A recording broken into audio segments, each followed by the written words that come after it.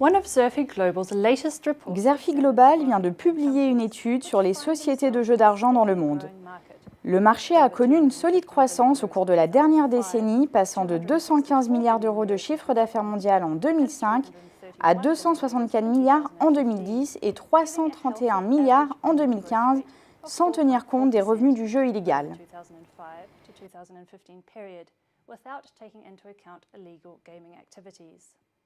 L'un des principaux moteurs de croissance du marché a été l'essor des jeux en ligne.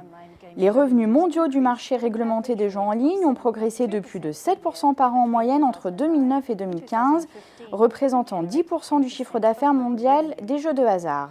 Plusieurs facteurs ont facilité l'essor des jeux en ligne, dont notamment la hausse mondiale de la connectivité Internet, la légalisation des jeux de hasard dans plusieurs nouveaux territoires, la sophistication croissante des plateformes de jeux et paris en ligne, des initiatives marketing efficaces, dont par exemple les primes de bienvenue, une confiance grandissante des consommateurs dans la sécurité des systèmes de paiement en ligne, ainsi que la popularité croissante des paris sportifs.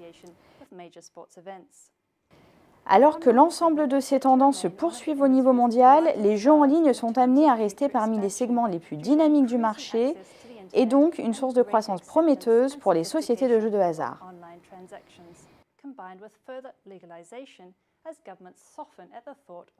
Néanmoins, la numérisation croissante des jeux de hasard est une épée à double tranchant pour les acteurs bien implantés, puisqu'elle réduit par ailleurs les barrières à l'entrée, facilitant ainsi l'accès au marché de nouveaux opérateurs. Les jeux en ligne ne sont pas pour autant le seul pilier de l'industrie. Les revenus des casinos ont également fortement augmenté au cours de la dernière décennie.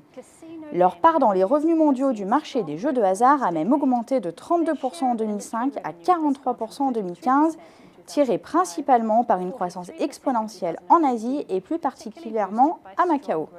En effet, le territoire de Macao est rapidement devenu la nouvelle capitale mondiale des casinos, concentrant à lui seul près de 34% des revenus mondiaux générés par les casinos en 2015. Cette évolution a été le résultat d'une législation particulièrement favorable aux jeux de hasard, d'une hausse du nombre de touristes chinois et du nombre de Chinois aisés, ainsi d'importantes incitations financières favorisant la construction de nouveaux établissements. Les perspectives du marché du jeu macanais se sont néanmoins assombries, plus récemment, face à l'importante campagne anticorruption lancée par le gouvernement chinois, au ralentissement de l'économie chinoise, ainsi qu'au durcissement de la réglementation sur les jeux. Comment les grandes entreprises des jeux d'argent réagissent-elles face à ce marché en mutation constante?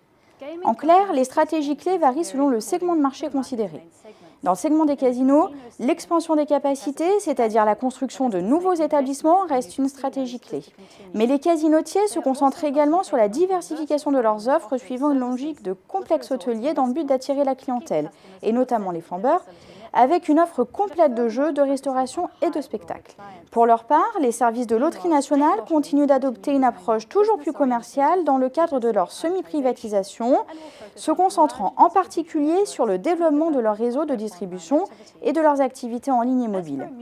Les spécialistes de salles d'amusement et de machines de jeux se focalisent, eux, sur la numérisation continue de leurs produits, notamment la vente de réseaux de machines de jeux connectés, permettant d'accroître les rendements et de promouvoir la demande par une plus grande diversité de jeux et plus d'interactions, dans le but d'attirer notamment les nouveaux joueurs de la génération du millénaire.